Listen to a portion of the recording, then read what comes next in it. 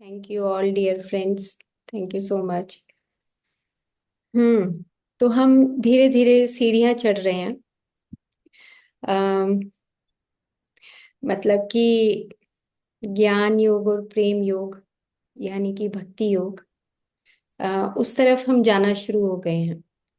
और हमने पहले वाइटल बॉडी मेडिसिन खत्म किया और अब उसके बाद हम माइंड बॉडी मेडिसिन में हम अपनी वृत्तियों के बारे में जान रहे हैं। और हमने जब शुरुआत की मेंटल बॉडी की, तो उससे उसके साथ साथ हमने जो हमारा पिछला एपिसोड था उसमें हमने कुछ लेयर्स को भी जाना कि कुछ लोक हैं हमारे। भूलोक है, फिर भूअर लोक है ना, ऐसे स्वर लोक है, महर लोक है, जनह लोक है, तपह लोक है, सत्यम लोक है। तो हमने ऐसे भी जानना शुरू कर दिया कि अगर हमें उस सत्यम लोक तक यानी कि सत्य तक जाना है तो ये सब आवरण हमें हटाने पड़ेंगे। क्योंकि सत्यम लोक से नीचे हमने पिछले एपिसोड में किया था कि जब तपह लोक आता है तो इनएक्सेसिबल है वो। तो इनएक्सेसिबल का मतलब है कि अगर हमें सत्य तक जाना है यानी कि कंप्लीट कॉन्शियसनेस तक जाना है, तो वो हमें तपह लोक से क्रॉस होते हुए हमें वहां तक पहुंचना, हमें मर्ज होना होगा।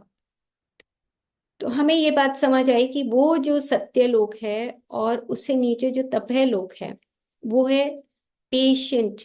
पेशेंट मतलब कुछ भी उसमें चेंज नहीं हो सकता। और उससे नीचे जो जनह लोक है वो कॉन्शियसनेस है जिसमें पुरुषोत्तम और पुरुष की बातें होती हैं। और महर लोक उस बीच का लिंक है। ओम भू, ओम भुव, ओम स्वः और ओम महा। महा लिंक करता है ऊपर की लेयर्स को और नीचे की लेयर्स को। तो हमें इतनी सी बात ये समझ आई कि अगर हम नीचे भूलोक से चलते हैं तो हमारा जो फिजिकल बॉडी है, जो मटेरियलिस्टिक लाइफ है, जिसकी आज हम काम, क्रोध, लोभ, मोह, मद, मत्सर की बात करने वाले हैं, जो हमारी वृत्तियां हैं, जो मन के डिफरेंट डिफरेंट कलर्स हैं, जिसकी वजह से हम फंस जाते हैं गलत गलत चीजों में। वो हमेशा ये काम, क्रोध, लोभ, मोह, मद, मत्सर ये साथ रहते हैं मन के, वो कंपेनियन है, साथी हैं मन के। लेकिन हमारी तो जर्नी सत्यलोक तक है। हमें तो भूलोक में अभी मटेरियलिज्म में ही बहुत काम करने पड़ेंगे।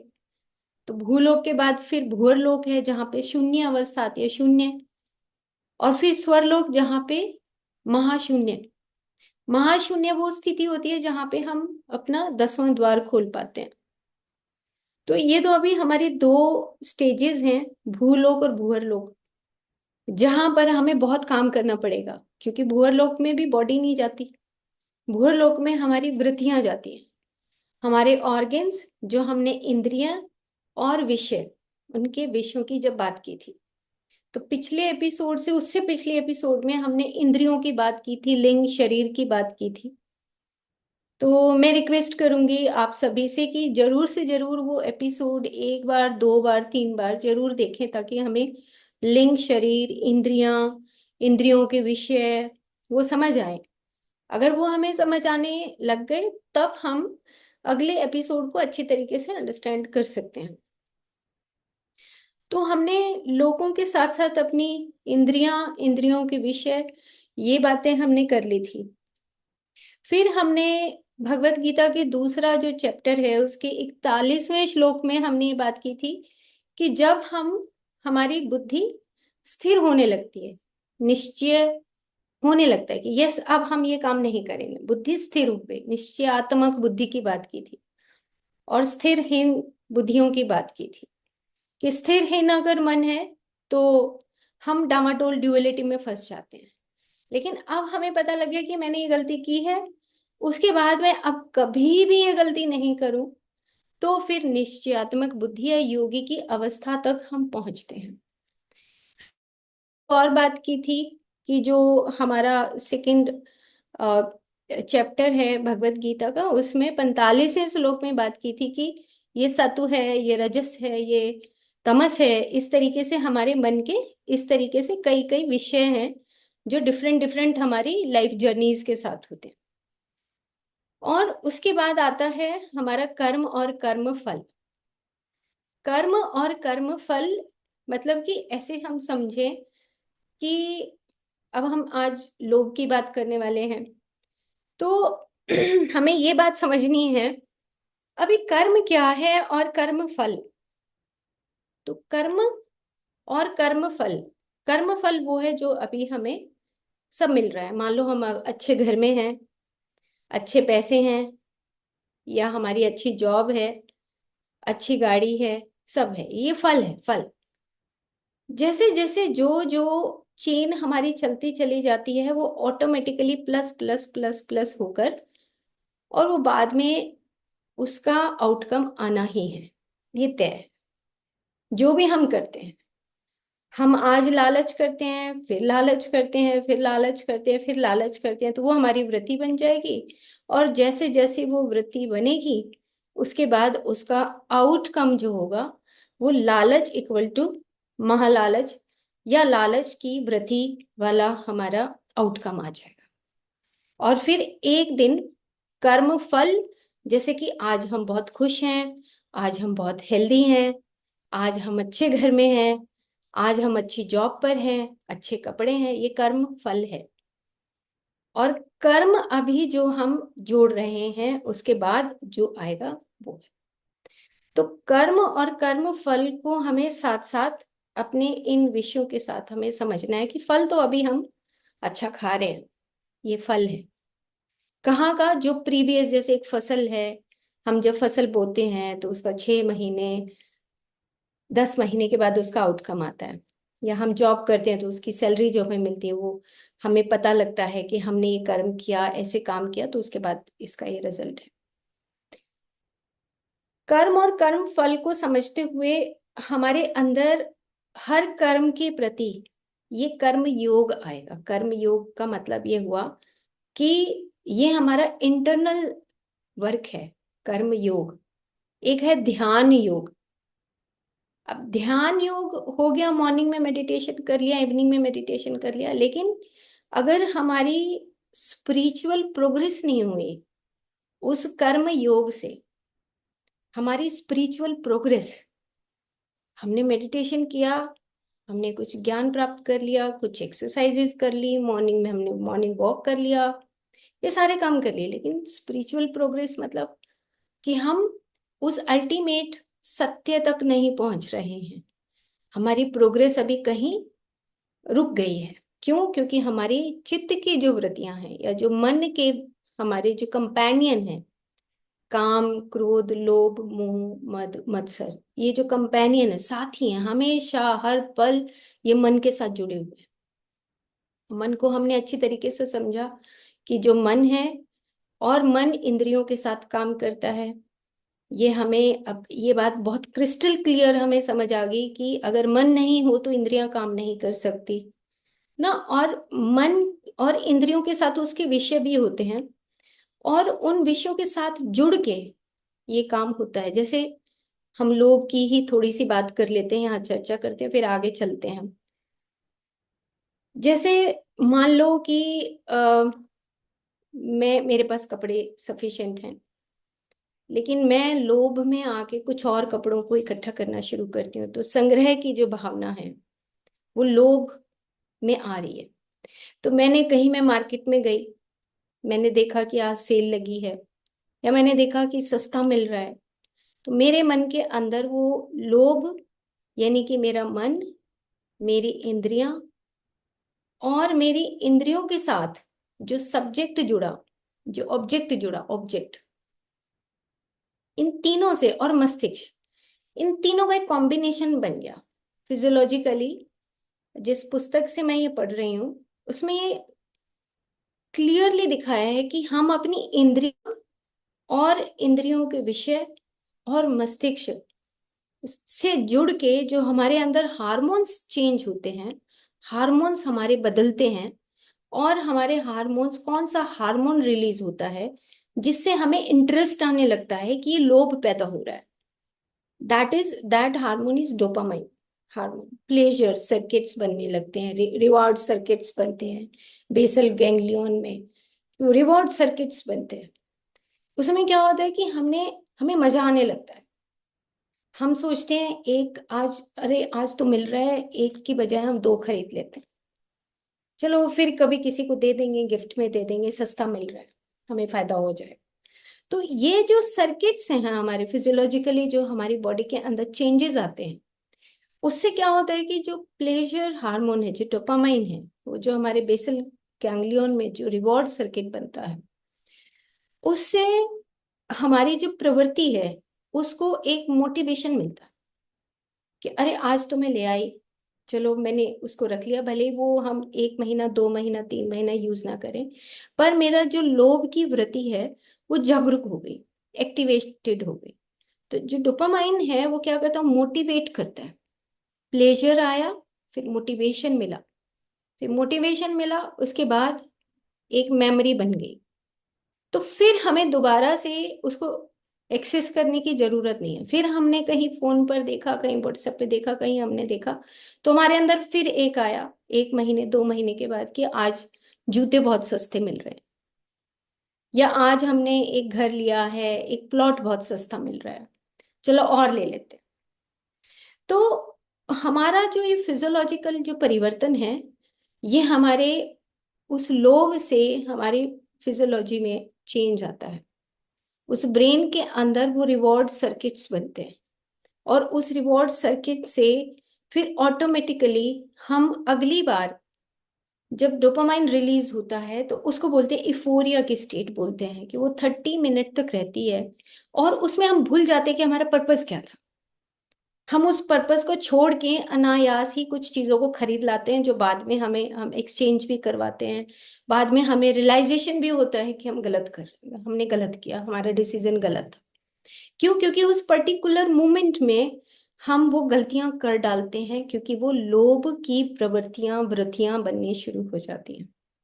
तो एक छोटा सा एग्जाम्पल है ये। तो अब क्या हुआ कि जो हमारा मन है, हम ये बात कर रहे थे कि मन से ऊपर जो हमारा कॉन्शियसनेस है, जो चेतना है, वो एक प्रकाश स्वरूप है, वो ऊपर से लाइट डाल रहा है। जो हमने कई एपिसोड में अभी बात हम कर चुके हैं कि वो प्रकाश डालता रहता है, लेकिन मन अगर ड्युअलिटी में आता है, ईगो में आता है, तो वो अपनी उस रोशनी को भूल जाता है, और वो सेपरेट एग्जिस्टेंस बना लेता है कि मैंने जो डिसीजन लिया वो ठीक लिया। और वो मन जो है वो अंधकार में, उसी को हमने इग्नोरेंस का नाम दिया, अविद्या का नाम दिया, जो हमने पिछले एपिसोड में बात की थी, डार्कनेस की बात की थी कि वो डार्क है। क्यों? क्योंकि उसके ऊपर वो जो प्रकाश है वो नहीं आता, क्योंकि वो हमारा फिजियोलॉजिकल जो बदलाव आता है उसकी वजह से हम उस पर्टिकुलर कुछ मोमेंट में 30 मिनट तक, 40 मिनट तक, 20 मिनट तक हम ये भूल जाते हैं कि हम क्या करने वाले हैं। हम उस रॉन्ग डिसीजन को लेके उसके बाद में हमें रियलाइजेशन होता है कि हमने ये गलती कर ली। क्यों? क्योंकि हम सिर्फ और सिर्फ मन के साथ कनेक्ट होके अपनी वृत्तियों के साथ अलग हो गए, और हम अपनी उस कॉन्शियसनेस से दूर हो गए।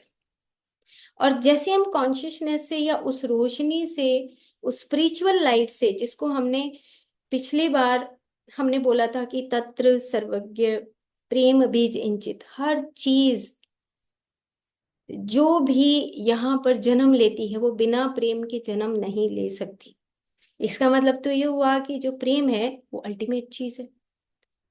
अगर प्रकृति का प्रेम है और वो क्रम में चल रहा है, ऑर्डर में चल रहा है, नियम के अनुसार चल रहा है, तो वो जो क्रम है, उस क्रम के अकॉर्डिंग जो उत्पत्ति हो रही है, जो सृजन प्रकृति कर रही है, वो सही है।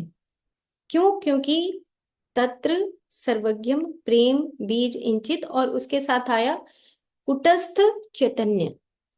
इसकी भी हमने बात की थी कि जो पुरुषोत्तम है, जो सारे पुरुषों में सबसे उत्तम है, वो ही इस क्रम को बना सकता है।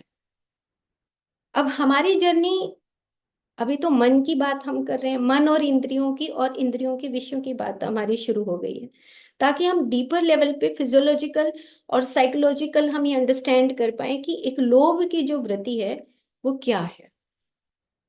तो हम एक बार फिर से दोबारा से हम शुरू करते हैं, ताकि हम ये जो 6 चीजें हैं, हमारे जो 6 कंडीशंस ऑफ माइंड है, हम उसको आराम से समझें कि काम क्या है। काम सबसे पहले छोटी छोटी डेफिनेशन से, बाद में हम इसको डिटेल में लेंगे, ताकि हम ये जो मन के कलर्स हैं हम उसको समझ पाए कि जो काम है वो एक इनहेरेंट हमारे अंदर एक डिजायर उत्पत्ति होती है। डिजायर मतलब कि इच्छा की उत्पत्ति होना, वो काम है। हम बोलते हैं धर्म, अर्थ, काम, मोक्ष। आयुर्वेद में ऐसे बोलते हैं कि धर्म, अर्थ, काम, मोक्ष, कि जो भी एक धर्म के अकॉर्डिंग हम अर्थ कमाते हैं और हम उसके अकॉर्डिंग हम अपने जो कार्य करते हैं, और उसके बाद ही हमें लिबरेशन मिलता है। लेकिन अगर हम वेदों में जाएं तो वहां पे मन के ये 6 कंडीशंस बताई गई हैं कि जो काम है वो एक पर्टिकुलर छोटी सी डिजायर है। लेकिन वहां पे संग्रह नहीं, अगर उसके साथ संग्रह जुड़ जाता है तो वो लोभ में परिवर्तित हो जाता है। ये हमारी इंटरनल इंस्टिंक्ट्स हैं।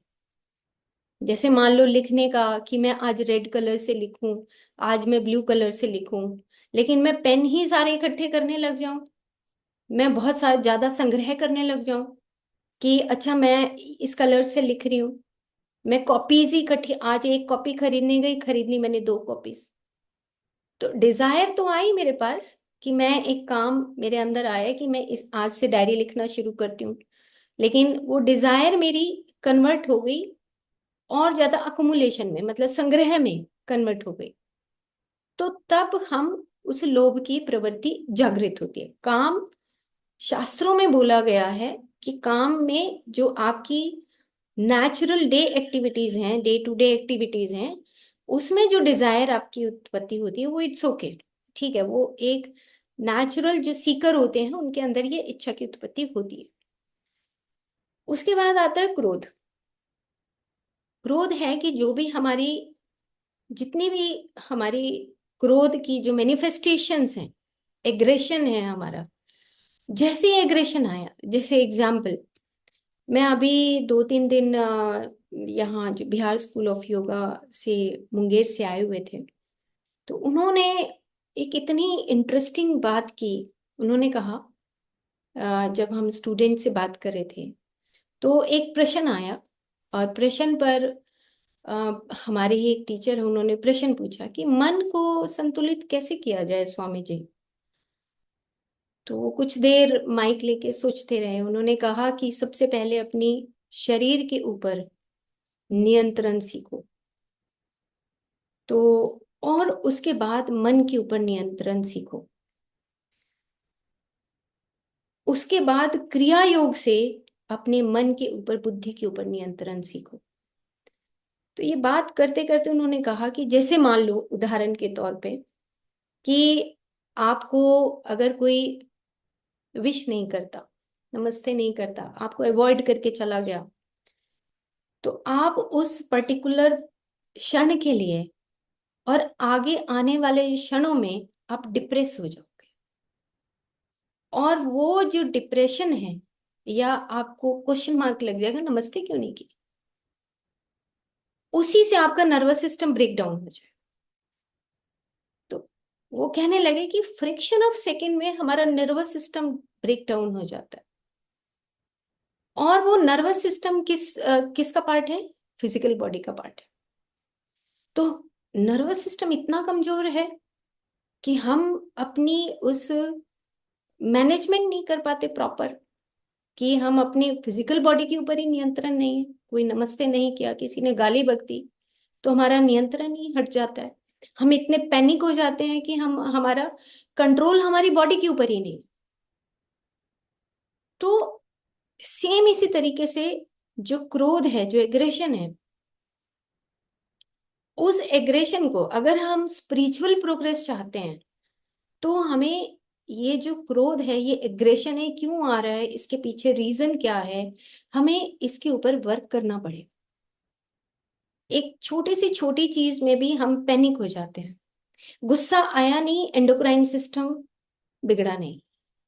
गुस्सा आया नहीं, हमारा एंडोक्राइन सिस्टम में डिफरेंट टाइप के हार्मोन्स रिलीज होने शुरू हो जाते हैं। तो फिर मॉर्निंग का मेडिटेशन और शाम का मेडिटेशन तो कुछ काम नहीं आया। तो रियल जो स्पिरिचुअल प्रोग्रेस है वो है हमारी मन की वृत्तियों को अंडरस्टैंड करने, उसको एजुकेट करने की। तो जब हम इन वृत्तियों को, इन कंडीशंस को समझेंगे कि काम का मतलब क्या है, कि डिजायर, ठीक है आज हमने खाना खाना है, एक सब्जी खानी है, दो सब्जी खानी है, डिजायर इट्स ओके। बट अगर भर के ही ज्यादा खा लिया, दो कटोरी खा लिया, खाना था एक कटोरी, जितना साइज है पेट का उससे डबल खा लिया, तो वो लोभ में कन्वर्ट हो गया। डिजायर है खाना खाने की, इट्स ओके, लेकिन अगर अगर हम दो कटोरी खा लिया लालच में आके, तो वो लालच ही बोला जाएगा, चाहे वो मॉनेटरी है, चाहे वो खाने का लालच है, चाहे वो कपड़े का लालच है। ये लोभ जो है, इससे हमारी बॉडी की physiologically and psychologically changes automatically आती हैं, जो रिवॉर्ड सर्किट में कन्वर्ट होती है। तो काम, क्रोध, लोभ, लोभ के बारे में हमने थोड़ी सी अभी चर्चा कर दी, उसके बाद हम डिटेल में इसकी बात करेंगे कि लोभ क्या है, कि जिसमें हम सेल्फ सेंटर्ड रहते हैं। हमें ये है कि मैं अपनी कटोरी की सब्जी अपना बचा लूं, उसके बाद किसी को देना दे देंगे, लोभ। ये लोभ है कि हम खुद में, सेल्फ सेंटर्ड होके जो काम करते हैं, और उसमें फिर हमारा अकुमुलेशन, संग्रह की एक बहुत बड़ी, जो हम यम और नियम में बोलते हैं कि अपरिग्रह और आस्ते, कि अपरिग्रह मतलब कि अपनी आवश्यकता से अधिक इकट्ठा कर लेना। आवश्यकता से अधिक इकट्ठा करना क्या है? लोभ है। और फिर उसको देना नहीं, चाहे वो चीज वहां पे सड़ जाए, खराब हो जाए, तो वो लोभ है। लोभ का मतलब ये हुआ कि अगर मेरा रहने का एक एरिया में, जिसमें 200 गज में या 200 गज के मकान में सेटिस्फेक्शन है, मुझे हैप्पीनेस है, कंटेंटमेंट मुझे मिल रही है 200 गज के मकान में, 300 गज के मकान में, लेकिन उसके बावजूद भी मुझे कुछ और डिजायर कन्वर्ट इनटू अकुमुलेशन, कि मेरी जो इच्छा है, वो मेरी इच्छा अब संग्रह में, अस्तय में, अपरिग्रह में परिवर्तन होना शुरू हो गया, जिससे अस्तय मतलब चोरी करना। फिर एक लालच आएगा कि मैं किसी न किसी तरीके से उसके ऊपर, मैं उसको ट्रेसपास कर दूं, उसके ऊपर कब्जा कर लूं। और और फिर उसके बाद ये भोग की प्रवृत्ति जागृत हो गई, भोग करने का आदी हो जाना। बहुत डीप सब्जेक्ट है ये। तो हम काम, क्रोध, लोभ, मोह। अब मोह जो है वो एक ऐसा है कि जिसमें हम, जो चीज है जिसको हम सिंपल भाषा में बोलते हैं कि इन्फैचुएशंस, अटैचमेंट की एक प्रवृत्ति है, जिसमें कि दो पार्ट में हम डिवाइड करते हैं इसको, राग और द्वेष में। ये सारे जितने भी हमारे जो 6 कंडीशंस हैं, उसको राग और द्वेष में हम इसको एक बार अंडरस्टैंड करते हैं। माइंड जो हमारा है, जो मनस है, वो सिंपली ये बताता है, सिंपल अगर हम किसी चीज को देखते हैं, हमारी मन का मतलब, अब हमें ये याद रखना होगा कि मन के साथ हमारी इंद्रियां हैं, 5 हमारी ज्ञान इंद्रियां हैं, और ज्ञान इंद्रियों के विषय हैं शब्द, स्पर्श, रूप, रस, गंध। तो ये तीनों मिलके काम करते हैं। तो या तो किसी के प्रति राग है या किसी के प्रति द्वेष है, दोनों ही एक अनुभव के दो पहलू हैं। कि एक अनुभव आए किसी के साथ, कभी कभी राग में परिवर्तित हो गया और कभी कभी द्वेष में।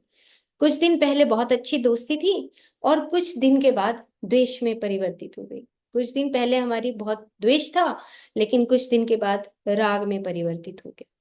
तो राग और द्वेष, स्टार्टिंग जब माइंड और ब्रेन जब मिल के काम करता है, तो सबसे पहले जो ड्युअलिटी क्रिएट होती है, वो राग और द्वेष में होती है। उसके बाद फिर वो बाइफरकेट होता है। तो राग और द्वेष यानी कि सुख और दुख, यानी कि सुख और पीड़ा। तो जो राग और द्वेष है, राग में सुख मिलने लगता है, हमें प्लेजर मिलता है, हमें खुशी मिलती है। जैसे फॉर एग्जाम्पल, मैं याद कर रही थी जब मैं ये पॉइंट लिख रही थी, कि उसमें हम निर्लेप नहीं रहते। जैसे जब अभी मेरी ट्रांसफर हुई, तो ट्रांसफर कुरुक्षेत्रा से जब मैं नारनौल पहुंची, तो सिंपल ट्रांसफर हुई, तो कोई ऐसा इफेक्ट नहीं आया मुझे कि मुझे अपनी चीज छोड़नी पड़ेगी। राग नहीं हुआ कि मैं अपनी सीट छोड़ के मैं कहीं और शिफ्ट हो रही हूँ। हाँ, ये जरूर हुआ कि मुझे दूर जाना है, 3 घंटे 3.5 घंटे का समय लगेगा। बट इस तरह की कोई फीलिंग नहीं आई कि मैं अपनी सीट नहीं छोड़।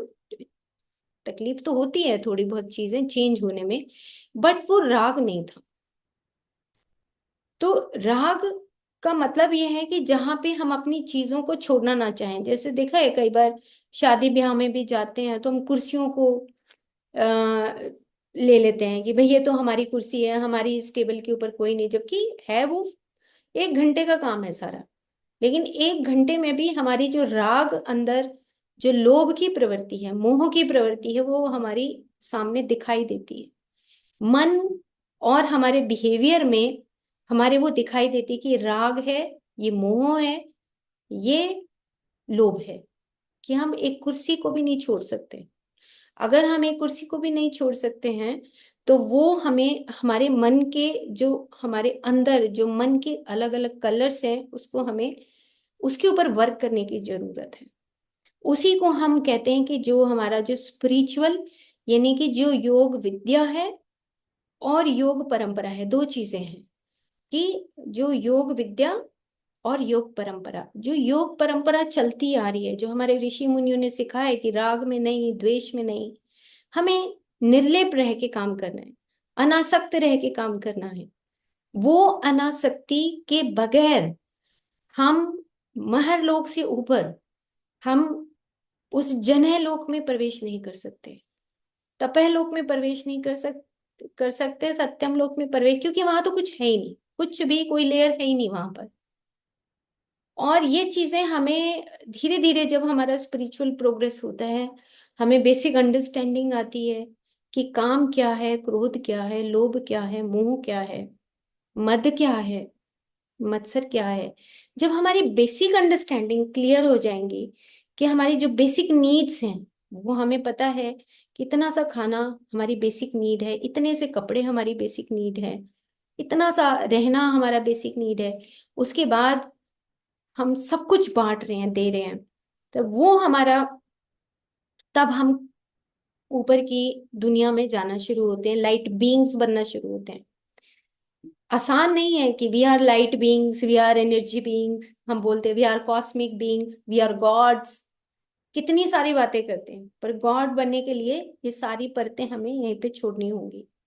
भूलोक और भूअरलोक और स्वरलोक, तीनों में हमें अपने ऑर्गेन्स, यानी कि हमारी इंद्रियां, हमारी इंद्रियों के विषय, हमारा मन, ये सब कुछ हमें यहीं जलाना पड़ेगा। कुछ भी नहीं रहेगा। ऊपर जाना है अगर हमें, महरलोक को, उस लिंक है जो हमारा, उस लिंक से माया और ऊपर का जो लिंक है चेतन का, उस लिंक को क्रॉस करने के लिए हमें ये सब चीजें, विषय भी छोड़ने पड़ेंगे, इंद्रियां भी खत्म करनी पड़ेगी, और हमें अपनी फिजिकल बॉडी को भी छोड़ना पड़ेगा। तो अब हम आगे चलते हैं कि काम, क्रोध, लोभ, मोह, मद। मद मतलब कि अहंकार, कि हमारे अंदर जो ईगो डेवलप होती है। तो मद का मतलब है कि बस हम ही, वो भी सेल्फ सेंटर्ड है। ज्यादातर ही जितने भी हमारी 6 कंडीशंस हैं, वो सेल्फ सेंटर्ड ही हैं। कि वो सोचता है दुनिया में बस एक मैं ही हूं, कि मेरे द्वारा ही ये सृष्टि चल रही है, और कोई इतना इम्पोर्टेंट नहीं है।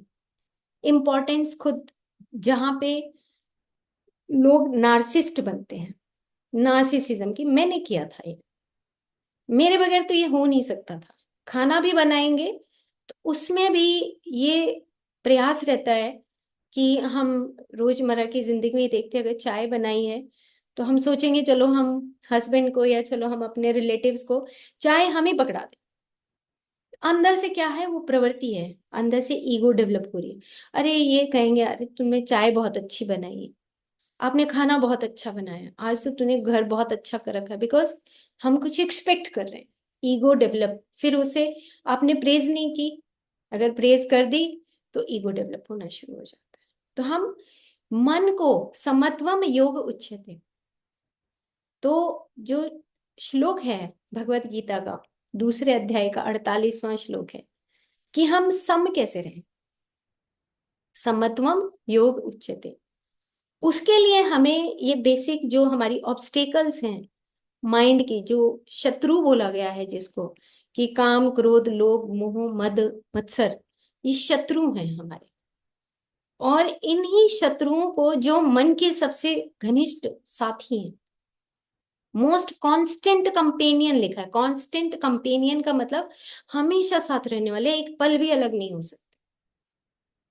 और इन्हीं से हमें जंग जीतनी है, इसलिए प्रत्याहार शब्द आया।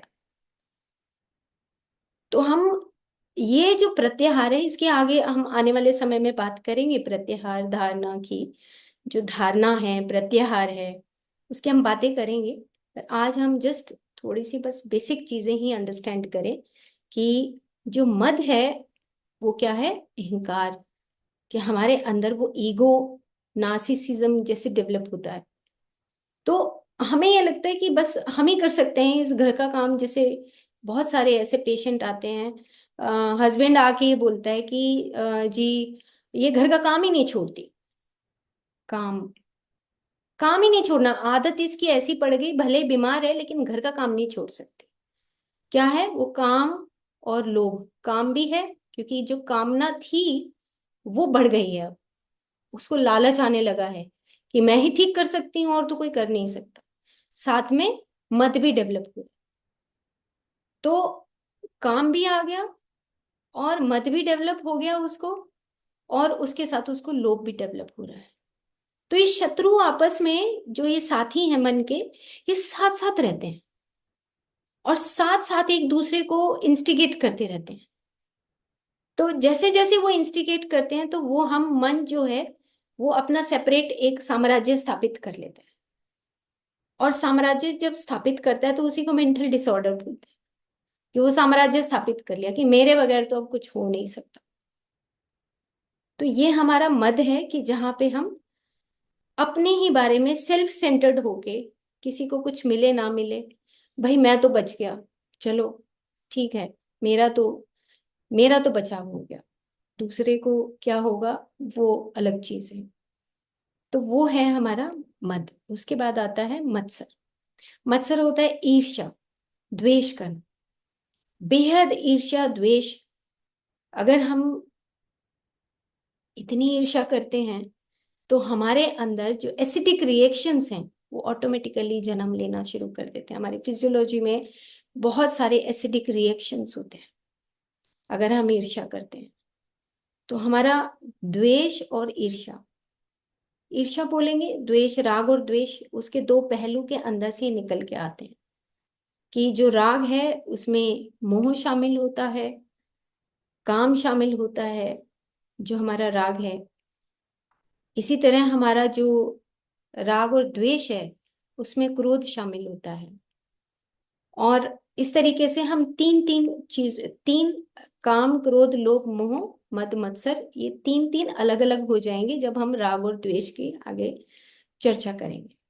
तो इस तरीके से ये जो छह हमारी कंडीशंस हैं मन की, उन छह कंडीशंस के आधार पे हमारा जो फिजियोलॉजिकल और साइकोलॉजिकल जो चेंजेस आते हैं, उसके आधार पे फिर हम आगे अगले एपिसोड में 1 to 1 करके हम इसकी चर्चा करेंगे। तो आई थिंक आज हम इतना ही करते हैं क्योंकि ये थोड़ा सा हैवी सब्जेक्ट है।